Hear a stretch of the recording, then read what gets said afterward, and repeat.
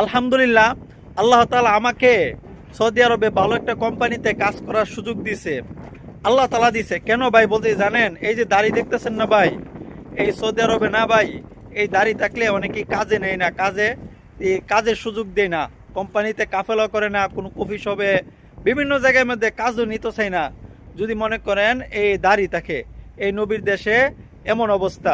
ভাই আমি কেন বললাম জানেন? সত্য ঘটনা, আমি বাস্তব প্রমাণ। আমি যখন নতুন আসছিলাম তখন আমি একটা কফি শপে কাজ নিতে চাইছিলাম।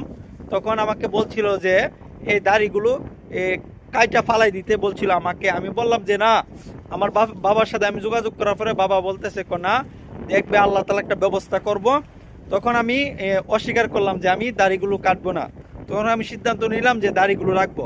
তখন আল্লাহ তাআলা অবশ্যই আমার এই কথাটা শুনছে, আমার বাবার কথা শুনছে। তখন আল্লাহ তাআলার পরিকল্পনায় আমি ভালো একটা চাকরি পাইছি, ভালো একটা কোম্পানিতে কাজ করতেছি আলহামদুলিল্লাহ।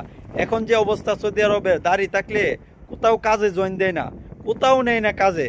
তো ভাই আপনাদেরকে বলবো, যাদের দাড়ি আছে আপনারা দেশেই ভালো একটা কিছু করার চেষ্টা করুন, তাহলে কিন্তু আপনার উপকার আসবে। আপনি আপনি হালাল টাকা ইনকাম করতে পারবেন।